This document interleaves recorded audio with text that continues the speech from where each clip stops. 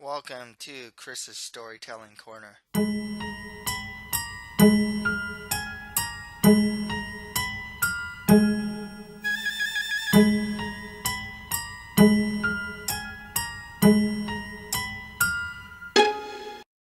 This is Christopher Muldong.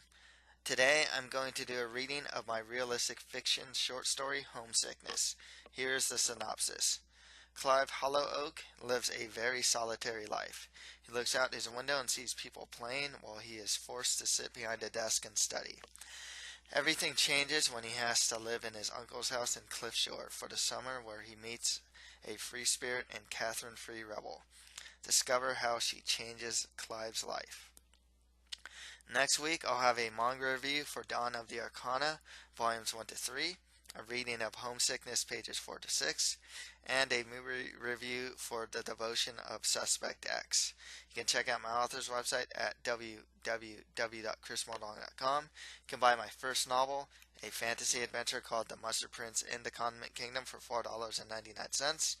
Also, for $2.99, you can buy my short story collection, a collection of 10 short stories in the horror, fantasy, and realistic fiction genres. This story is in that collection. Check out my Twitter page and author's Facebook page. Links to all these will be provided on the description. Don't forget to subscribe, share, and comment to this channel if you're on YouTube, or follow, share, and comment on this channel if you're listening to this on SoundCloud. If you're listening to this on iTunes or Stitcher, please rate, review, and share this channel. So, a little backstory with Homesickness. I wrote this for a short story contest. Unlike some of the stories I've read so far that have some form of action, adventure, fantasy, or comedy, this story is more of coming of age, just a moment in time type of deal. I tried to go for something a little more poignant. There's some comedy in it, but just like, that one instant in time that may have changed a person's life during a certain time of a person's life. So, with that said, let's get to Homesickness. Clive Hollowoak looks out the window and sees the neighborhood kids and a few teenagers playing sports at the nearby park. School ended a week ago, but his parents insist that he go over the material from the past school year. You need to get into a top college, they tell him. They were adamant even before he started high school that studying heavily will help him get into a top university. He gets up from his desk and looks through his Blu-ray collection consisting of classics, independent, and international films. They hide in the back of his closet underneath his clothes so that his parents don't see them. His brother, Michael, showed him his first classic film. He stood up for Clive when he was bullied and spent time with him when he could have been hanging out with friends his own age. Away in college, Clive hasn't seen him in months, except for when he visits. They'll watch various movies together when he does come home, but moments like that are few and far between. Clive closes his book and tries to nap, but the sound of people playing outside keeps him awake, with his mother constantly checking his room to see if he's sitting at his desk studying. There's no point in trying to escape. They're playing baseball outside. Sports aren't for me anyways, he thinks to himself. His mother knocks on the door, and Clive jumps back to his chair. Since it has wheels, it rolls until he hits the wall. He scoots himself back just in time as his mother comes through the door. I thought I heard something, she says. Yeah, I think some of the kids threw a baseball towards our house. See, that's why you should just stay here. You might get into trouble with those boys. She looks up at the desk and sees that his book is closed. Clive, have you even read a word in here? She asks assertively. Yeah, but I was just about to take a break. She redirects the conversation. This is going to be difficult, but you're going to your uncle's house this summer.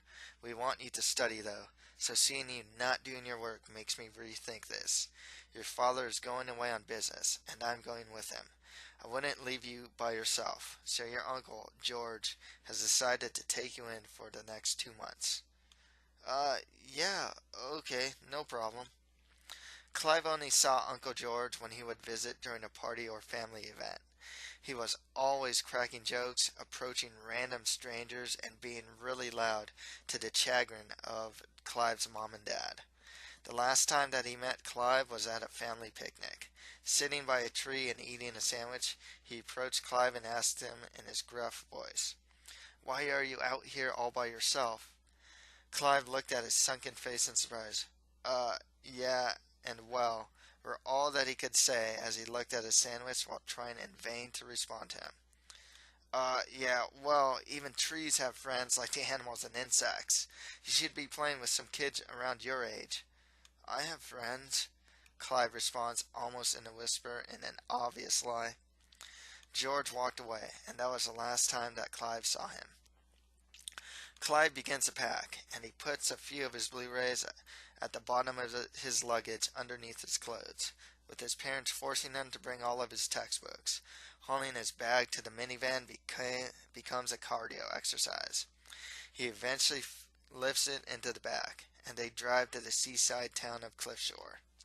During the drive, Clive looks out the window to see sand, cacti, dry bushes, very small trees, and mountains in the distance. Few cars occupy the road, and exits that only lead to gas stations are miles apart. He imagines a scene in the desert as if it were a classic western. A group of sheriffs on horseback face off against rogue cowboys. Guns are at the ready for both sides, waiting for one to make the first move. They suddenly charge at each other, and before they could come within firing range, a rocket lands towards the middle of the battlefield. I'm behind on reading my science books, Clive remembers. Woken up from his daydream, his father asked him, "So, how was the school year for you?"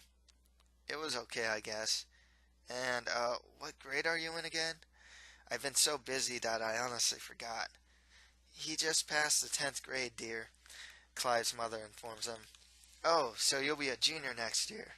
Where does the time go?" I have to tell you that a lot of things can happen in high school, but that doesn't mean that your grades should suffer.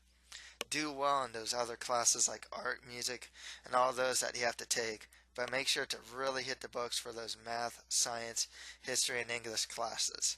Those are really going to come in handy in college. Your father's right, dear. Don't get distracted by anything else and study hard. It's tough out there, and we want what's best for you, his mother interjects. That's right. We had to let someone go not too long ago, and all he had was an art degree. He can't find anything, and I heard that he's still unemployed. Clive, I've nothing against art, music, acting, film, or anything like that, but I'd strongly recommend that you focus on something that's more practical and that can make you a lot of money. After hours of driving, they finally exit off the freeway into Cliffshore. Waves crash the sand of the seaside town from one side, as a giant cliff shadows the town from the opposite side. Small houses and older establishments make up the majority of the town. Senior citizens and hardly any teenagers walk along its compact streets. That's all for today. If you like this, don't forget to subscribe, share, and comment to this channel if you're on YouTube, or follow, share, and comment on this channel if you're listening to this on SoundCloud. If you're listening to this on iTunes or Stitcher, please rate, review, and share this channel. Thank you for listening to these short story readings. Next week, I will review Dawn of the Arcana, volumes 1 to 3, have a story reading of Homesickness, pages 4 to 6, and a movie review for The Devotion of Suspect X. Thank you, and until next time.